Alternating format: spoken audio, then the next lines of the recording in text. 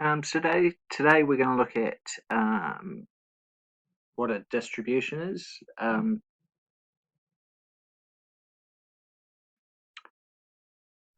Distribution is just another name for a set of numbers. The numbers can be based on data gathered or a result of measuring people or things. The numbers can be based on a mathematical rule. Every distribution has a mean, median, perhaps a mode, a variance, and a standard deviation. In a population distribution, the properties are the parameters. So the key bit that we need to take away from that is that it's just a set of numbers. Now that can be presented in a number of different ways. It could be in a table, or it could be, and it's probably more likely, in a graph. So here we have the distribution of the sum of dice. Now this distribution shows the probability of getting the sum of two numbers when you roll two dice. So obviously 7 is the most common, and 12 and 2. There's no 1 or 0 or anything like that, because the lowest you can get is a 1 and a 1 on the dice, which would be a sum of 2. But the key thing for today is looking at the features we can see from these graphs, and also the information that it tells us. So it can be more real life things rather than just dice, looking at the distribution of school students by type, and we can clearly see that there's more primary school students than anything else, which makes sense because there's more that you spend more years at primary school compared to the others. You'll notice that also in this distribution, which a graph, we've got the frequency, so we haven't got the probability. Now we could quite easily work out what the probability is of being in primary school by taking this total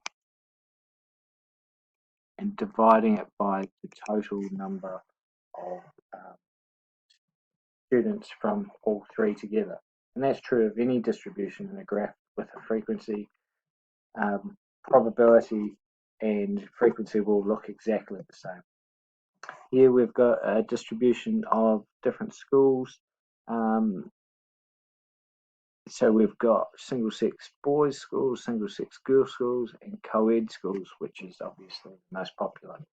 So I actually, when I first saw that graph, I was quite surprised that it was so low compared to that. But then there's obviously a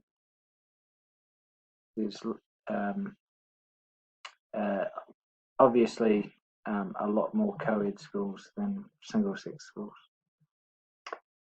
These are adults convicted in court for receiving or handling proceeds of crime in New Zealand. You can see quite clearly from that distribution that the most common punishment is community work.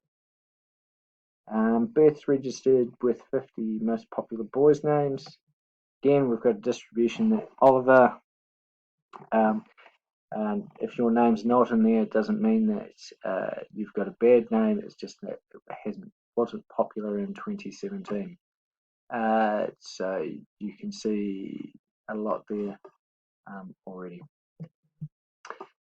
So then, now that we've got these distributions, what do we do? So here we've got a distribution of a piece of text and the letters that we use. And what we've got down the side here is the probability, or the relative frequency of it being used. So you can see it quite clearly, see there straight away. E is the most popular letter, followed by T and A.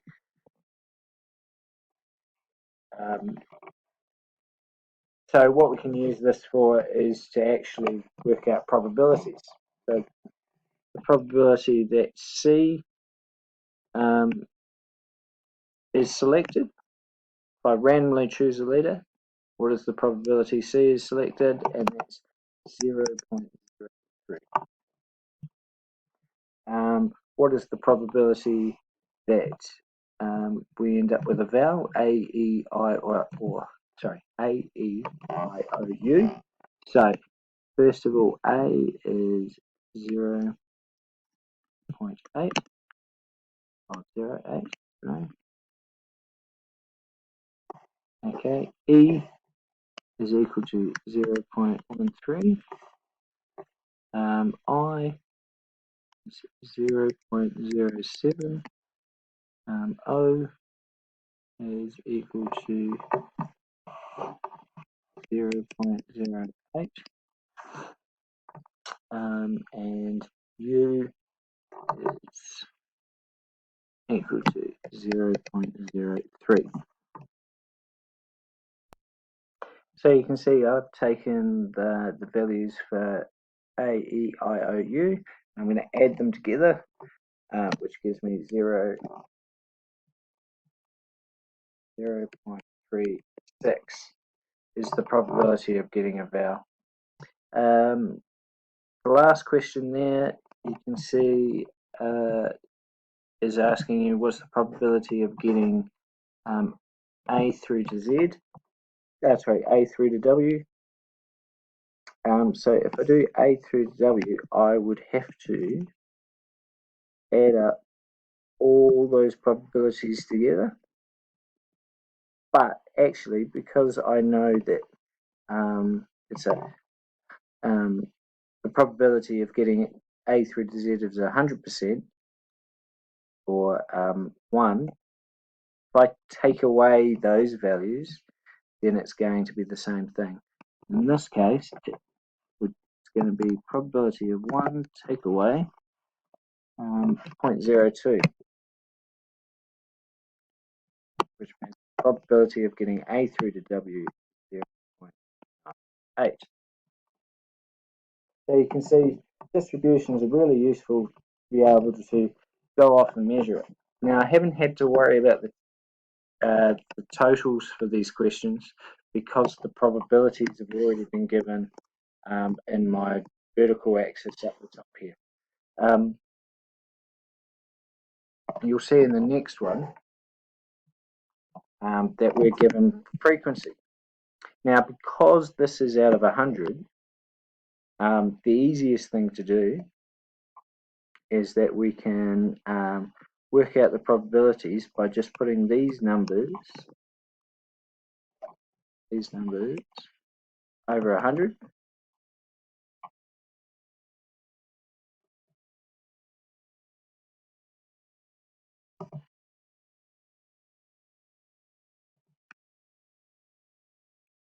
Or an even easier way is just to make it as decimal rather than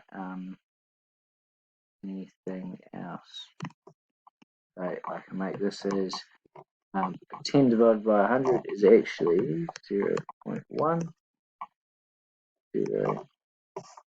Actually, I might have made a mess there. I'll clear that up. Take it back in as 1, 2, 3, 0.4. And you can see the number of people walking is 29. So that would be 0.29. And the number of people cycling, that would be 15, so 0.15. Then we end up with 0.35 for a car. Bus, so it's 2 short of 20, so it's 0.18. And the 0.03. The last for trains. So this is a distribution of the number of the probability people take different transport to school or to work. So the probability that a person takes a bus to work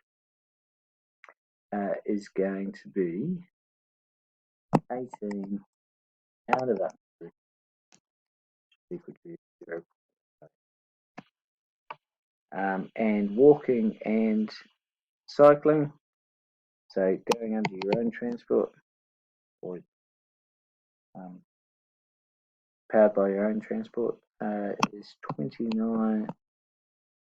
So 29 plus 15 over 100 which is equal to 0.44. So again, very straightforward, taking off the graph. Now the other thing I mentioned as well is being able to describe the different graphs and distributions. And there's a number of things that you can look at. Now the book has a particularly good section looking at different things to look for. So the highest and lowest values are indicated on the x-axis. We need to look at the range. We need to look at the mode, the highest points of the distribution, and the shape. And then the examples of different shapes, and also symmetry as well. So what I have is a number of examples of different distributions. So this is the number of skips done by some year 5 and 8 students. We need to go and start to think and describe what the distribution looks like. What I'd like you to do is, if you could pause the video and then have a go at following the procedure on the right there, and try and get a description using some of those words. So I'll give you some time for.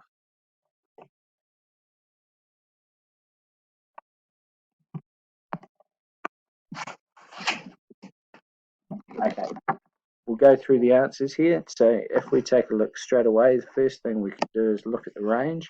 The range is going to be between 0 or 2 and 90. Okay. So the highest value is 90 and this is the lowest value. The mode, I think the mode is there, so that's going to be like 58. And we're just looking at the biggest one, the shape. I think that is going to be a normal shape. Is it symmetrical?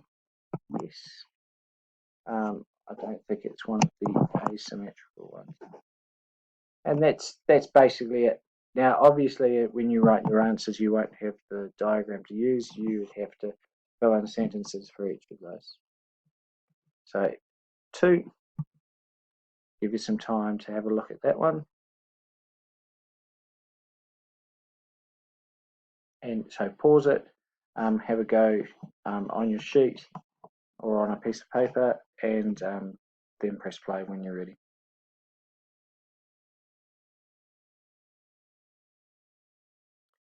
Okay, so we'll go through the answers now. So it's pretty straightforward. So the lowest number is 1 and the highest number is 12.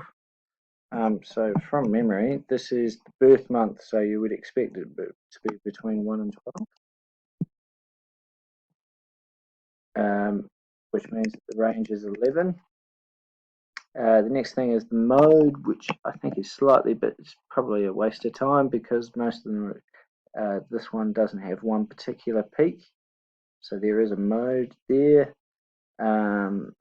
And the next thing is the shape. I think it's pretty obviously it's a rectangular shape and it's symmetrical. Alright, so let's have a look at the next one, which is the great spotted kiwi. So pause and then we will can go through the answers. Okay, so looking at the answers again, so we end up with the lowest value is 1.6. The highest value we're saying is 4.2. The mode, I think there's a couple there, and the obvious reason why there is a mode is that this set of, or this distribution is made up of 2 different genders.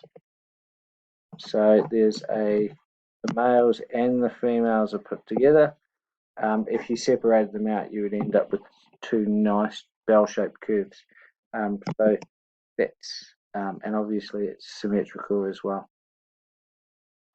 So that's all we've got time for. So you need to stop and then just carry on with the homework sheet.